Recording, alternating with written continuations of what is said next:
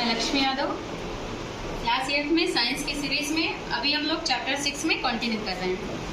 अभी तक हम लोगों ने कोशिका सिद्धांत, उसके खोजकर्ता और कैसे कोशिका से किसी जीव का निर्माण हुआ, ये क्या समझ चुके, इतना हम लोग जान चुके हैं। कोशिका है क्या, अभी हम लोग जानते हैं।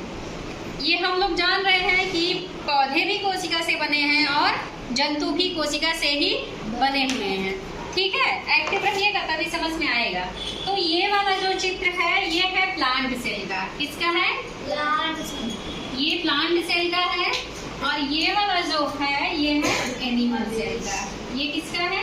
एनिमल सेल का। बेसिकली जो प्लांट सेल है और एनिमल सेल है,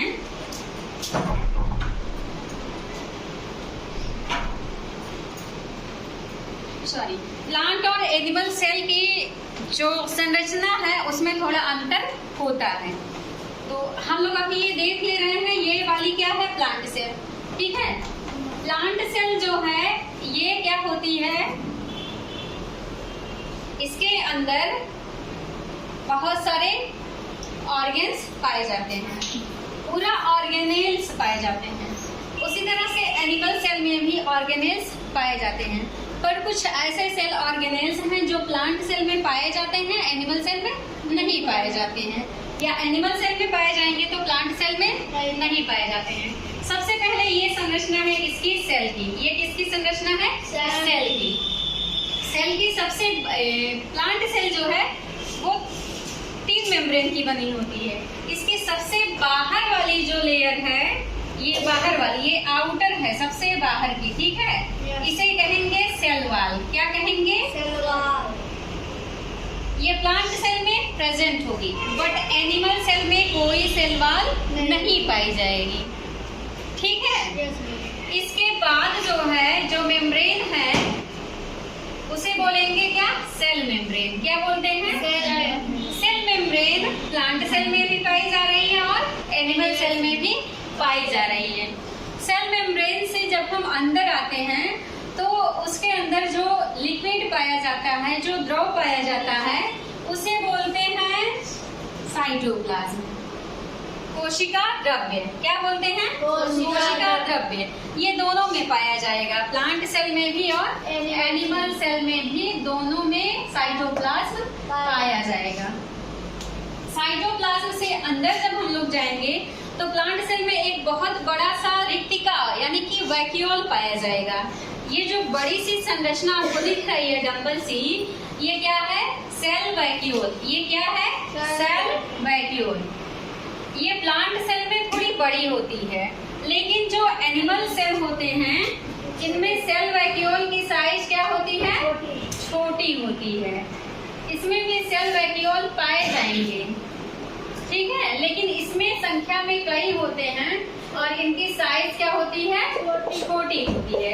लेकिन जो प्लांट सेल होते हैं इनमें सेल वैक्यूल की साइज बड़ी होती है। ठीक है, ये किसी भी प्लांट सेल में ये इसका 80% से ज्यादा भाग उसका घेर लेता है।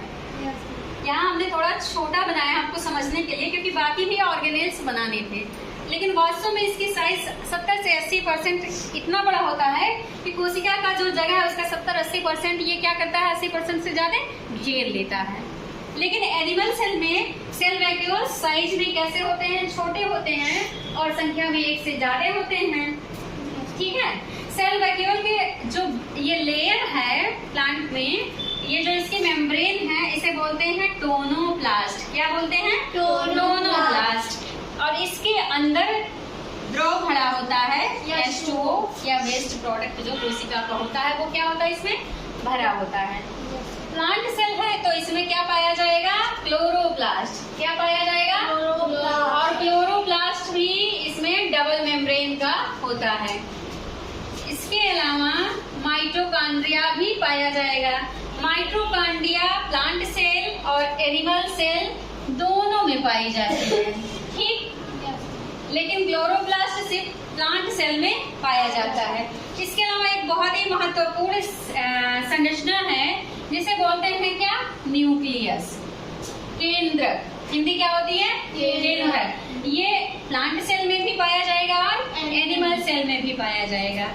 इस न्यूक्लियस के बाहर अगर हम लोग देखेंगे तो बहुत सी टेढ़ी मेढ़ी संरचनाएं ऐसे निकली हुई हैं, इन्हें बोलते हैं एंडोप्लाज्मिक रेटिकुलम। ये प्लांट सेल और एनिमल सेल दोनों में पाई जा रही हैं। और इन एंडोप्लाज्मिक रेटिकुलम पर हम देख रहे हैं छोटे छोटे दाने के जैसे, पीड़ के जैसी संरचना है। ये संरचना जो होती है ये क्या होती है? राइबोसोम्स।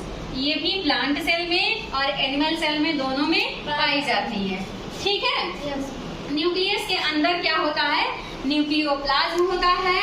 और प्लांट सेल में प्लांट सेल का जेनेटिक मटेरियल होगा, एनिमल सेल में एनिमल सेल का अपना जेनेटिक मटेरियल पाया जाता है।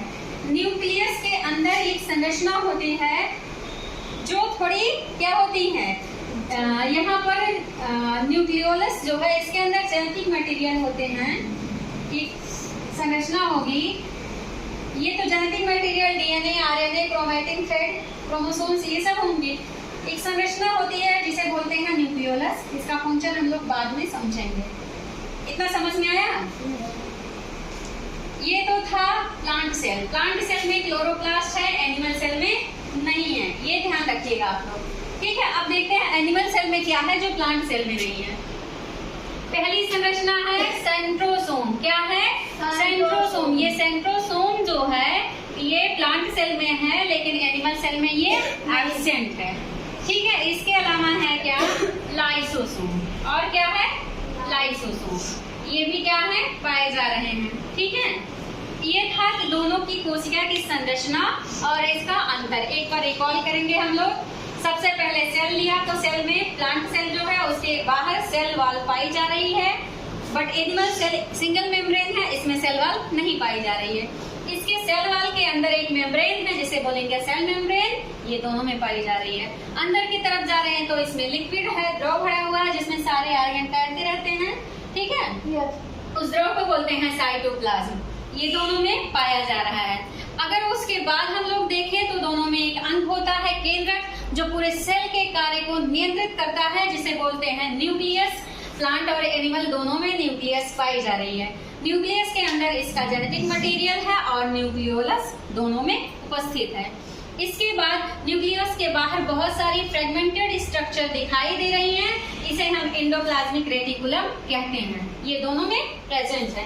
एंडोप्लाज्मिक रेटिकुलम पे बहुत सारी बीड जैसी संरचनाएं दिख रही हैं। इन बीड जैसी संरचनाओं को हम राइबोसोम्स कहते हैं। ये दोनों में प्रेजेंट है। इसके अलावा एक वैक्यूल जैसी संरचना है प्लांट सेल में जो बड़ी है। ये प्लांट सेल का 80% से ज्यादा भाग क्या करता है? कवर करता है। इसे बोलते हैं क्या? Cell vacuole. ठीक है। Single cell vacuole plant cell में पाई जाएगी और इसकी मेम्ब्रेन जो है वैक्यूल की उसे बोलेंगे टोनोप्लास्ट। और इसके अंदर वाटर और कुछ एक्सक्रीटरी प्रोडक्ट, वेस्ट प्रोडक्ट जो होते हैं वो प्रेजेंट होते हैं। ये था प्लांट सेल। लेकिन एनिमल सेल जो है और इसके अलावा माइटोकॉन्ड्रिया दोनों में पाया जाएगा। प्लांट सेल में क्लोरोप्लास्ट भी पाया जाएगा जिसकी सहायता से प्लांट फोटोसिंथेसिस का कार्य करते हैं, भोजन का निर्माण करते हैं।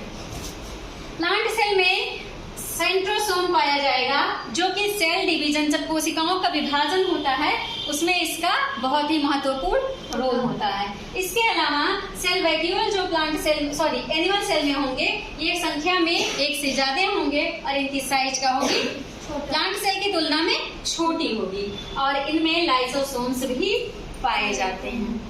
ये था प्लांट सेल और एनिमल सेल दोनों का अंतर। Is it clear? समझ में आया? Any problem? No problem. ठीक है। Thank you.